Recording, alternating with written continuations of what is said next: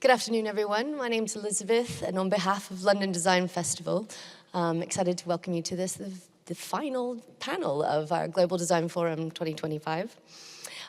You'll see that this year's theme is Design @/from the Seams. We've been spotlighting the interconnectedness between people's practices and the planet. Over the past few days, we've looked at the intersections of creativity, technology, human imagination, and the ethics of plurality at the seams. Reflecting this spirit, the 2025 program is guest curated by Samton Nadeem from STIR, a global media house and curatorial agency, championing these intersections between art, architecture, and design. And we've been really pleased to work with them as curatorial partner for this edition. Today's theme is Infinite Realities, revealing the many ways of knowing, being, and doing, and where that can take us.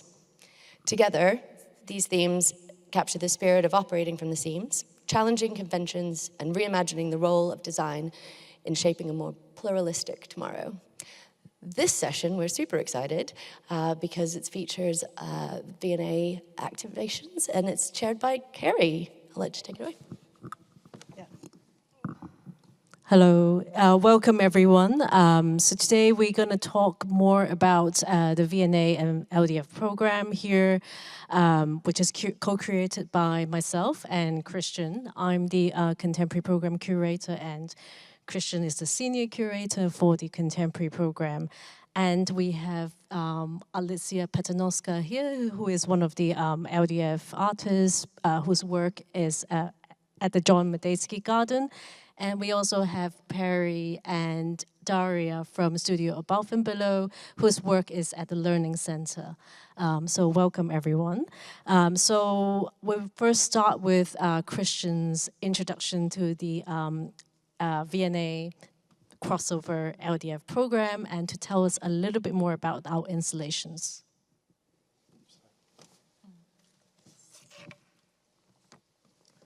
Hi, everybody.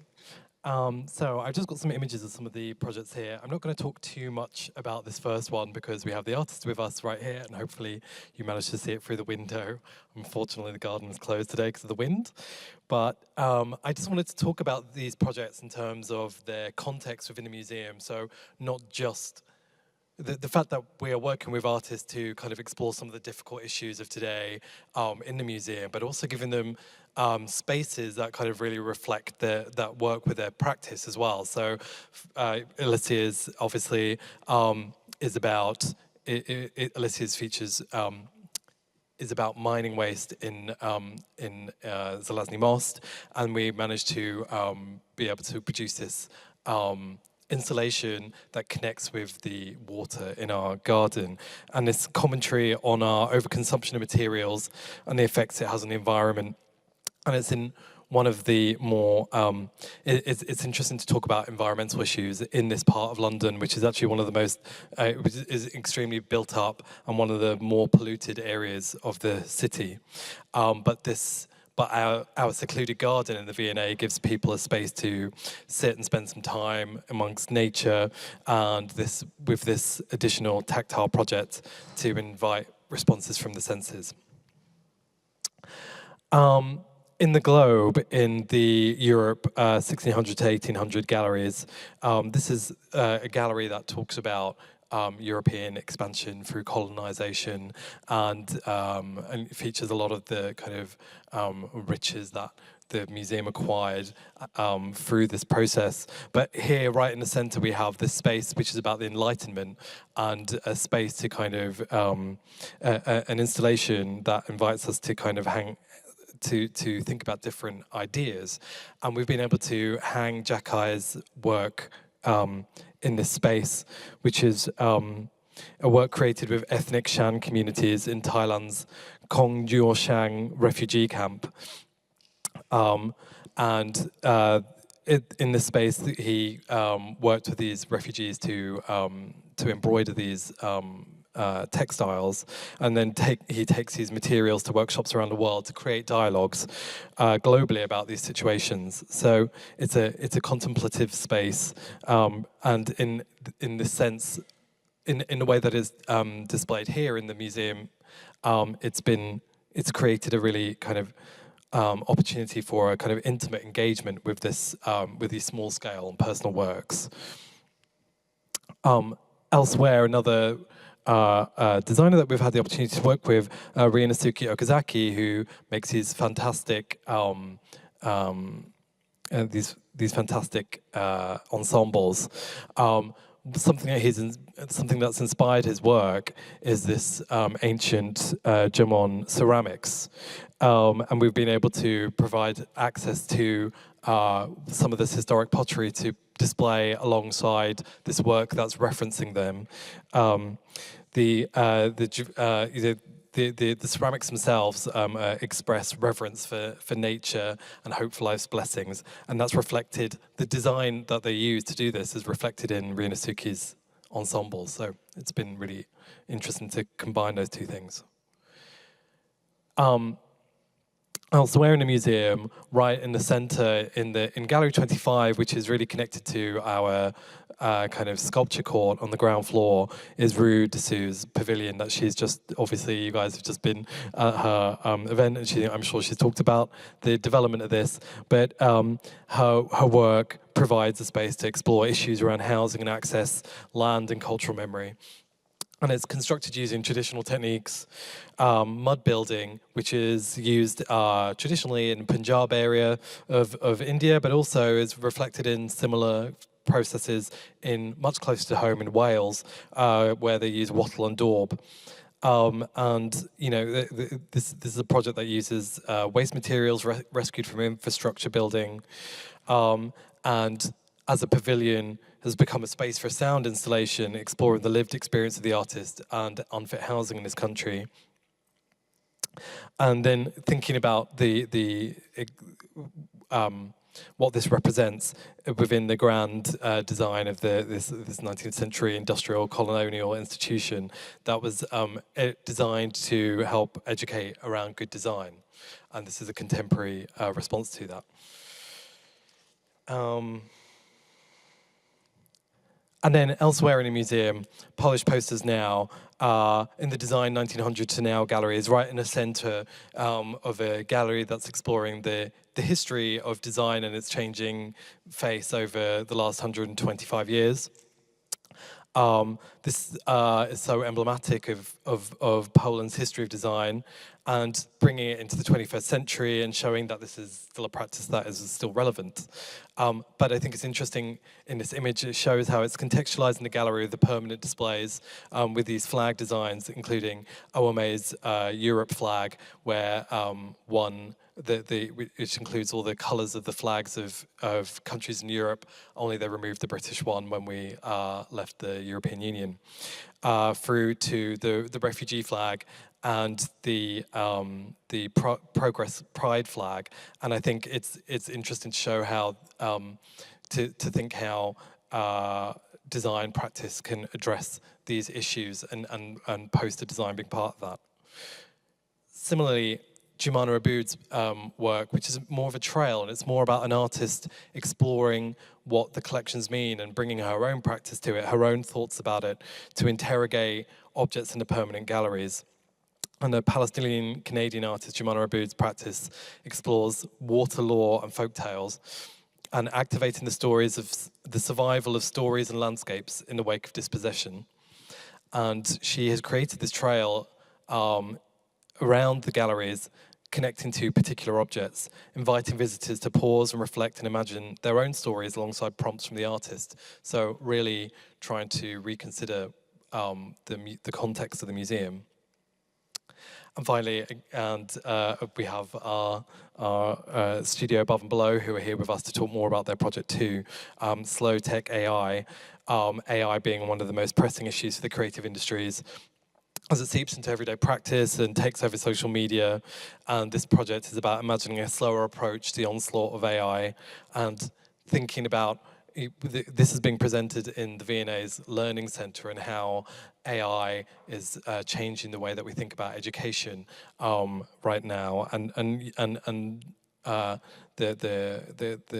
the artwork itself using using geologic imagery with each interaction with the materiality of the interface, adding further layers to this digital landscape, and trying to help us consider what this the speed at which AI is taking over our lives, how we might rethink that through craft and design. Should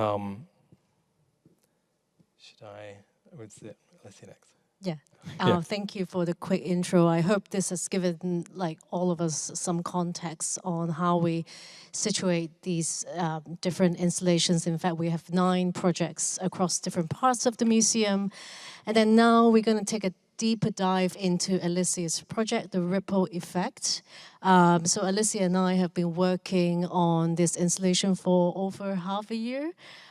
We started talking about very different ideas, from a sculpture right in the middle of the pond to later we finally concluded with this beautiful seating installation, which is also partly a waterfall as well. It's designed around the existing V&A garden, around the V&A fountain, and also the V&A John Medeski garden is one of the most visited areas of the museum, with people coming from all backgrounds and all ages. So would like to hear more from Alicia on her creative journey and how she has considered the accessibility of her work as well, given the fact that mining is also quite a serious topic.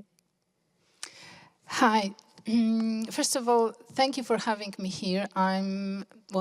I'm privileged to be with you guys here during the London Design Festival.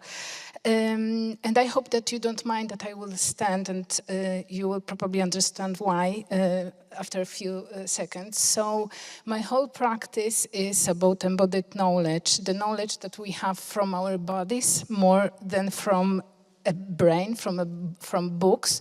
Even I completed PhD, this knowledge which came through my body, it's the most important. And I'm always say that, first of all, I'm a potter, and I have this direct connection with the material. And why I'm so involved in craft is, I hope you understand this slide. It's because craft have this in its DNA. It have this message: do things by yourself. Don't wait for governments. Don't wait for other things, you have to do it yourself. So here is a beautiful example of the Pussy Riot and those pink hats, handmade as a beautiful, important symbol. And that is why I'm coming back to craft on and on. And here in V&A, 80% of artworks is craft. It's just amazing in my opinion. You know that this is also part of our collection. Here we go, intuition. I was always in love in wastes and beauty. And this is my first project which I made in London, Plantation. It was my graduation project from Royal College of Art, 2014. So I was collecting glasses from streets of London, and then I designed those porcelain components. Even I would love to be today a part of flotilla who is going to Gaza. This is not my way of protesting, because I'm a big fan of silent protest, which is, the idea, let's give people something very small and make them in love to this. Can you love potato? And if you can care of the small thing like potato, maybe you can care about the whole globe and care about nature more. So this is my idea. And here with Ripple Effect, this is the same kind of trick or the same kind of statement. So I'm a huge fan of dark ecology, and literature actually is like a super important part of my research and my work, working with curators, of course, as well. You know, the idea that soil and the clay, which is part of the soil, is bigger than any country.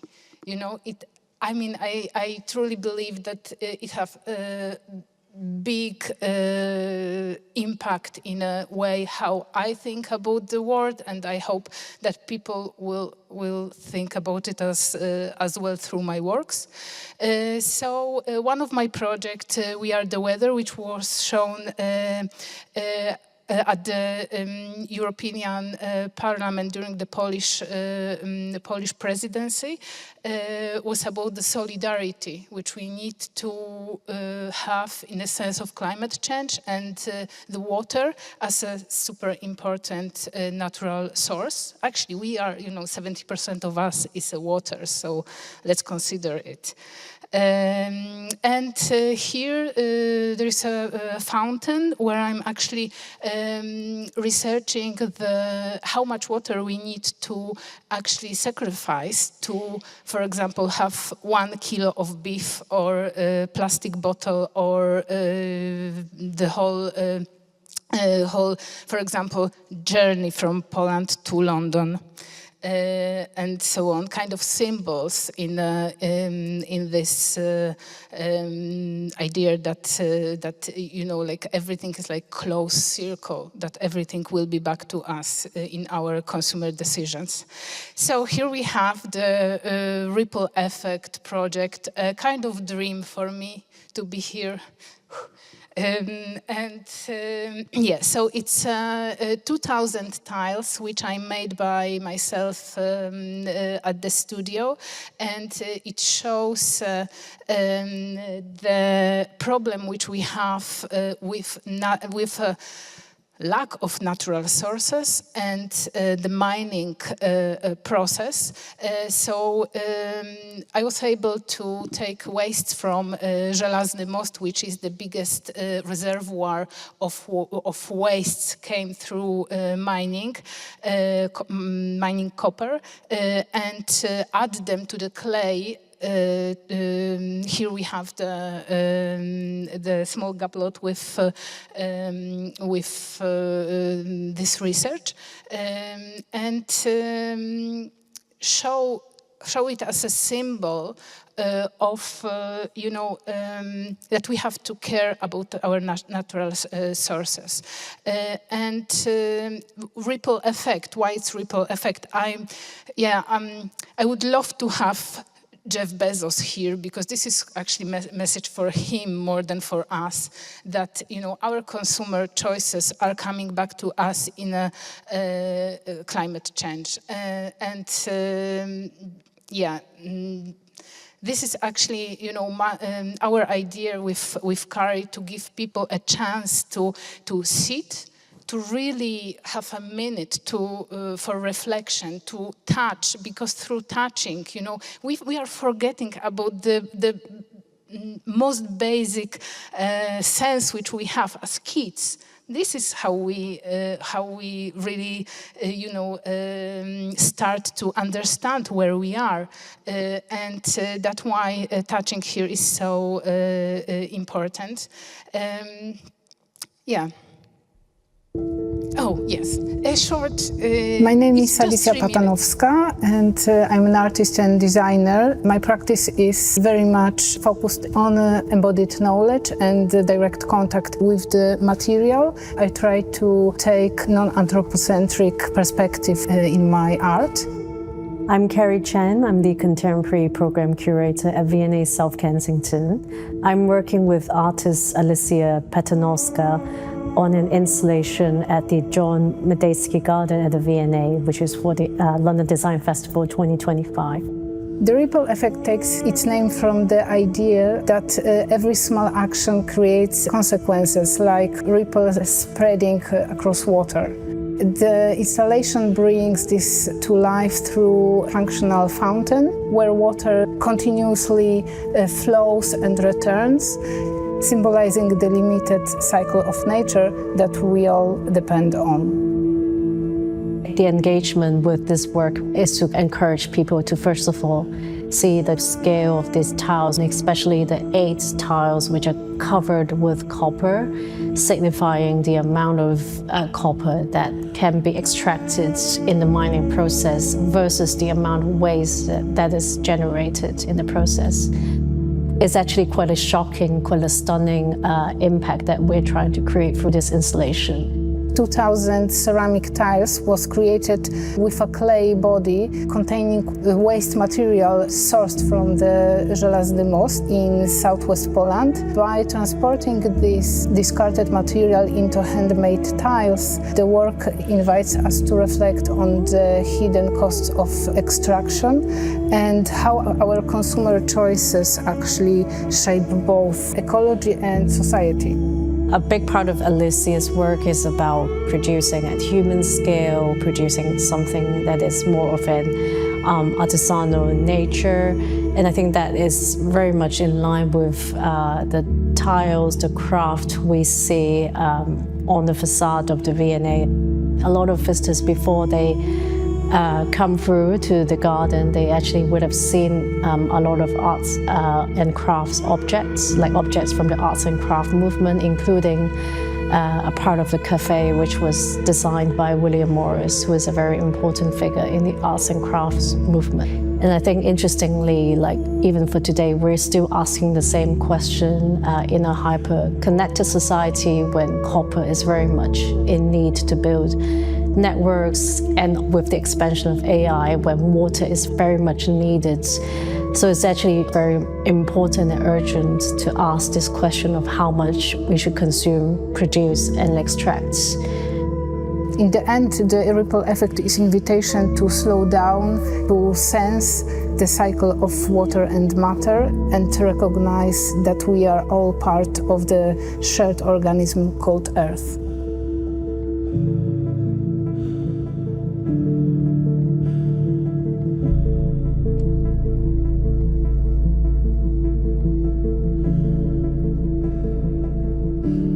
This video is actually also shown next to the entrance to the garden with Alicia's material samples as well.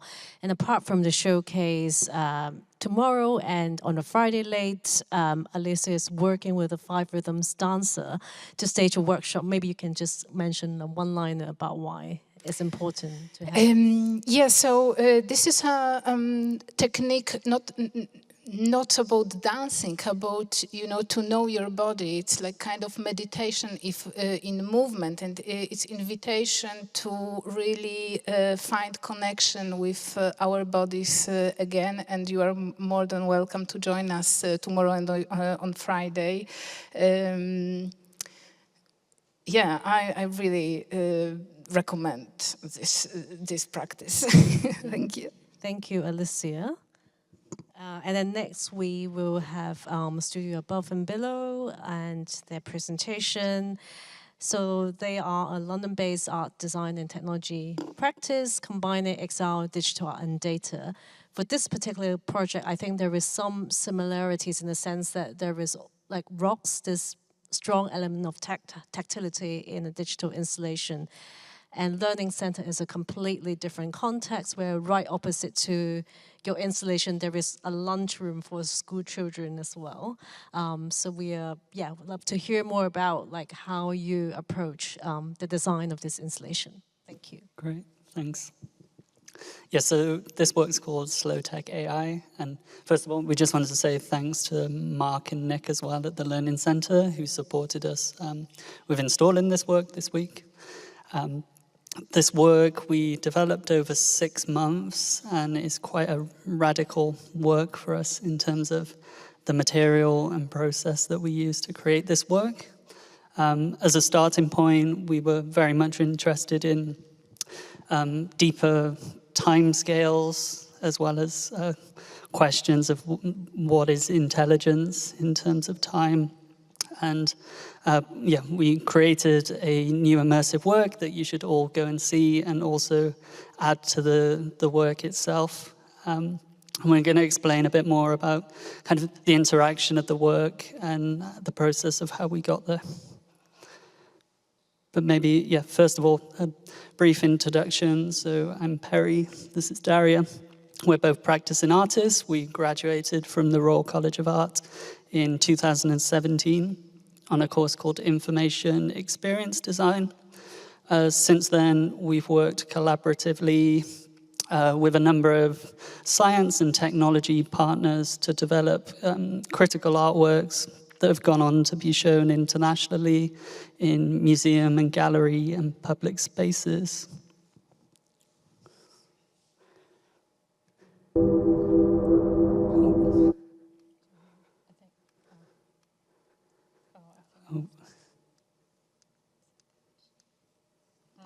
Yeah, hello.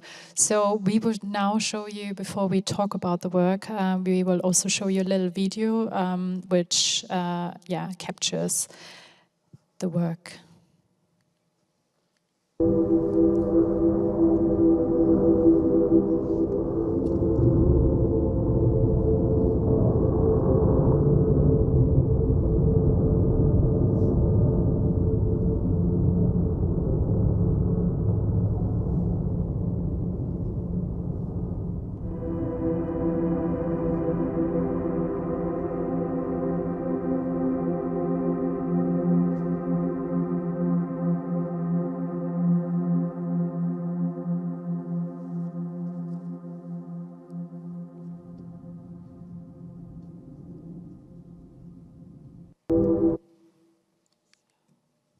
So, as Perry said, the work is called Slow Tech AI. It was a funding we received from an institution in Edinburgh called BRAID, which stands for Bridging Responsible AI Divides. We were really open how we can respond to AI, and during that time we were a little bit fed up with this overload of like generative images coming from AI, and really wanted to create a counter movement to that, and thinking about invisible layers of AI, but also the opposite of it, how does a slower or smaller or low-tech version of an AI would look like. So that was the starting point for the work. Generally, throughout the work, we then had different ideas, talked to scientists, read a lot of research papers, but thought that we take our craft or the building blocks that we are best in, and creating experiences, creating interactions where audiences really have agency in being part of this movement, being part of the interaction, and hopefully go away with empowering in a future that we envision with the work. So generally the work is made of a, it's at the heart of the installation is a interface, as mentioned, which is tactile. It's not only a shiny screen that we click on and get responses, but it's made of rocks that we sourced from the landscape in Scotland, and those 4 rocks can be rearranged, and it represents the code of line. So you actually impact the code of line, and this then feeds into our AI system.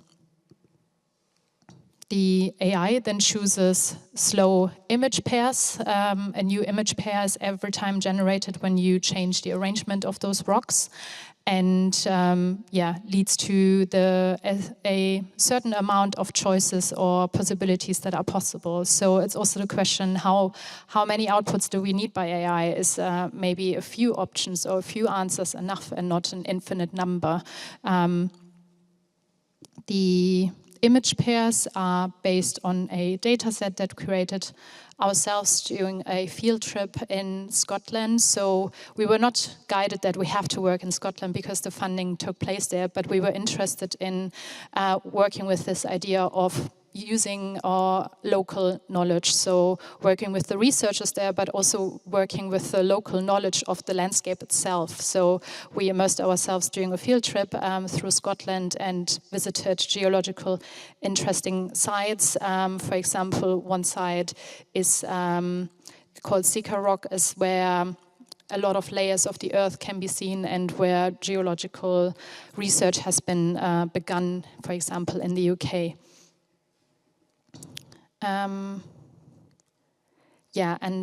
Through the arrangement of those rocks, not only new image pairs are being chosen by the AI, but also every action adds a new geological layer. So those particles that you see, they appear through every interaction when audience members interact with them. And it's a little bit similar to the ripple effect. It is the idea that our action has an impact on our landscape and on our natural landscape, on our digital landscape, and it's visualized through those sediment layers. So on the one hand, earth or rocks are actually like the slowest system on our planet, but they are growing. Actually, geological layers are growing, and through our actions, they grow in a specific way, or maybe they decrease at some points. So, it leads to those collective geological layers.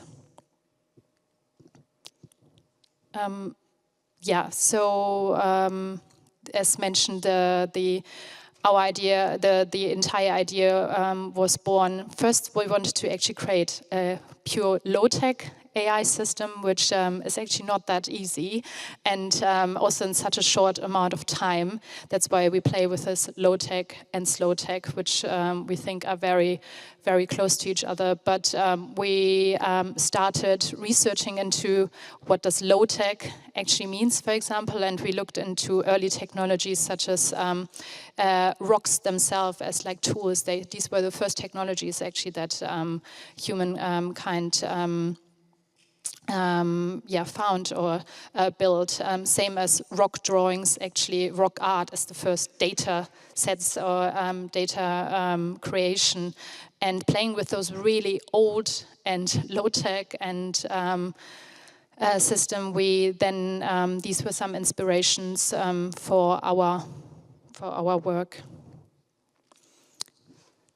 So we wanted to talk about a previous project that we worked on last year that kind of fed on to the slow tech AI work that we created.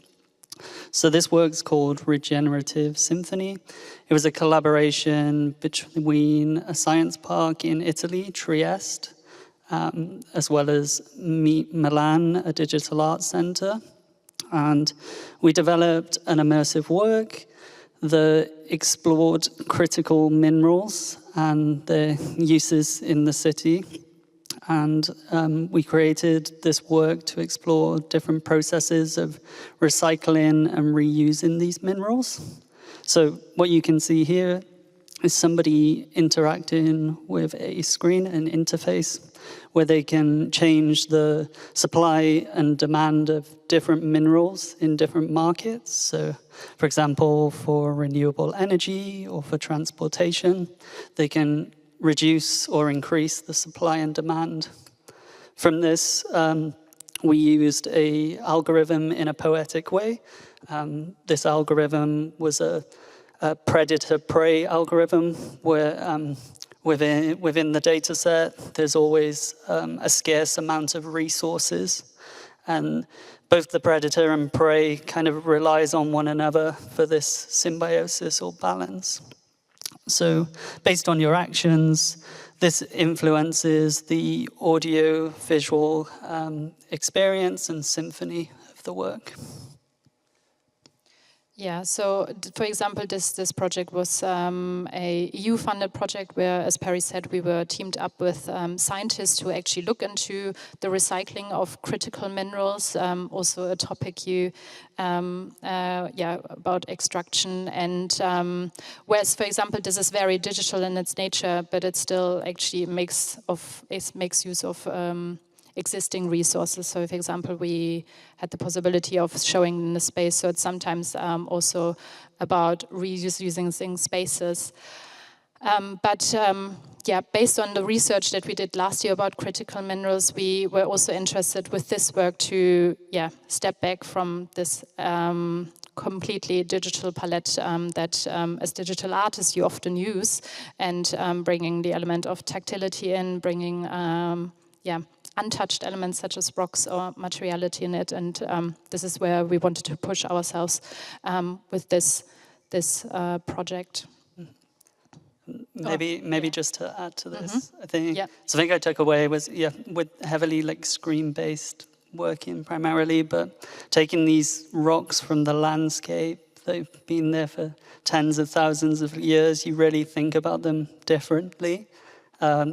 Taking them, putting them into a museum, and actually using them as an interactive piece. And they carry so much information anyway by themselves when you look so closely at them. So the project, I think generally also with the research, AI is a hairline in our history, in the billions of years that the planet existed, but also through the research we want to make a point that it's a collection of knowledge that actually led us here. It's not only this one moment, it's based on all this wisdom in the landscape, wisdom that emerged in people. And same, our project is always inspired by different inputs. So, on the left there are the partners. Actually, the top one, Email, for example, is not a funder of this project, but it was a talk we seen before we came up with this idea, and they, as a digital institute, dedicated this year that they, for example, want to look into low-tech versions, and that really inspired us to carry on with this idea. So it's this same as being in the V&A. It's always actually working with institutions, being inspired, having exchange that really makes a huge difference. I think artists couldn't be just in their studio and they wouldn't have impact. So it's really important to be exposed to those environments, but working with them and having exchange. But also these are just three books and one institution, AI and design, that really inspired us, who have those ideas of including indigenous knowledge or time systems or thinking fast and slow into our work. So also our project is actually a collection of that knowledge that we experienced. Yeah, so this is the last slide, but I think generally we want people to, and we invite you to it. It's on display for 1 month, which we're really happy about. And we wanted to create this meditative environment where you can sit, you can rest, you're giving the space to actually think about time, thinking about current AI developments, maybe about speculative developments, how we present them, of smaller and slower systems, which are possible. So talking to scientists, it is possible, but we need maybe small movements. We need larger movements, and we hope that we, with this work, inspire and give the space to think about this idea. Thank you. It's really interesting to me that both of your projects are actually looking at slowing down and meditate on the impact of technology, the impact of mining in a museum context. The program opened on Saturday. How has the reaction been so far? Maybe you can share with us the first experience or feedback to start with. Well, what I can say is that people understand what it is for, and I'm very happy about it. And they are touching tiles. They are a little bit confused if it's really allowed. Because in the museum, very often there aren't that many opportunities to touch an object. So in this instance, and because of the surface, because of these ripples from pottery wheel, because they are made on a pottery wheel, a lot of people think it's textile and that it will be soft when they will touch it. And it's I thought this is silk, right? You told me. Yes, yes, they told that it's silk, and it's actually very strong. And for me, it's also a beautiful interpretation and comment itself that, you know, something what you think it's fragile, it's actually very strong. And it's, you know, like you with rocks. These are fierce tools. And, you know, it's so, like, there is a power there. So, yeah, I really, really like it. Yeah, I got a lot of comments about the beauty of it, the beauty of the object itself. And, you know, in contemporary art field, beauty is forbidden now. Like, everything should be very sad, dangerous, or commenting something. And beauty itself has a power. So, because first of all, you see the object, and or you are interested in it or not. So I'm very pleased to hear all these comments, and actually I will be here during the week. So if you guys would like to, you know more about anything, I'm very happy to talk. And how about for Perry and Daria? Obviously, as we have seen in the presentation, this installation is quite different from the previous ones. So how has the feedback been so far for you? And yeah, have you reflected on this element of tactility and how effective it is? Yeah, so I think what's come out quite often is what's the AI part of this? And I think that's like a fine question to ask. It's a good question to ask in terms of like how all this marketing around what AI should be or look like. Yeah, I think we try to approach this in a very different way, but it uses the fundamentals of AI, and hopefully people can see this within the work that, yeah, there's an interface, there's a data set that you add to, there's a data set that we've collected and archived, and this is being rearranged and reused in different ways based on your input. So there's an input and an output.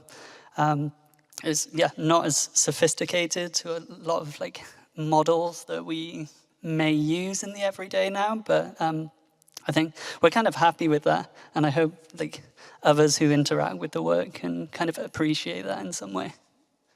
Yeah, other comments were also, oh, this is so refreshing.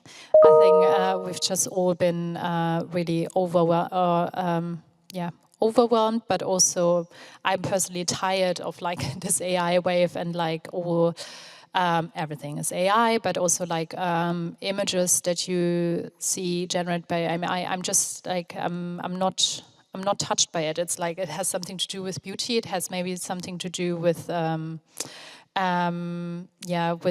something being unique, and I don't see the uniqueness in this, and I'm like instantly just fed up with it. And I think one comment was, this is so refreshing, engaging with those topics or tools in this way, and that was really nice, because I think as an artist you always work, you always try to give your best, and there's always still like a little bit of anxiety, but like once it's up and people actually responded so beautifully to it, that's really nice and reassuring. It's very intuitive as well for both of your installations. And I know Kristian also has a follow-up question on the craft element. Yeah, I'm struck by, Alicia, when you say that you see craft as a way of reflecting on consumption, and how it would be great to hear a little bit more about that, but also to hear from Daria and Perry, how you feel like that connects with your work. Like, do you see like this AI model that you made as a kind of craft object, making a kind of aesthetic, like emotional, being designed to create an emotional outcome, or yeah, or is there some is there some comment on consumption within AI within your work as well? No, okay. So, so the question was thinking more about how craft is a way of reflecting on consumption in the world. So, well, you know, in V&A, like so many objects is craft. It shows that, you know, craft is not from nowhere. It is a history, our history. The Oxford Dictionary actually says that the human, it's a man who makes tools, objects. We are like linked to it, and this is such a strength. So because I was trained as a potter, so I have this huge respect to the material. And this is what craft people has. You can see on YouTube Professor Sennett. Because he's a writer, but also it's not a violin. It's this bigger one. Don't know how. Cello. He's a cello player, and when he's talking about how to be a master, virtuos. It's like all about this, about a huge respect to humanity, to people, to their knowledge, to us as a group. And this is how I understand craft today. It's not about object itself. It's about like a group of people and links with each other that we are building through this or that technique, even us, being here. Do you think that I made this project by myself? That's just not possible. There is a beautiful group of people, institutions as well, who is involved in it. And I can see it in craft. So yeah, that would be my answer. Do you wanna? Yeah. So I think craft is associated with something that you do with your hands, and I would see our digital art actually also as craft. I think if it's something we wouldn't care about and it's done in one click, then I wouldn't call this art. But actually, a lot of craft as well, digital craft goes into our work, and this is from crafting our own data set. It's from then crafting our own AI algorithms and interactions. So there is actually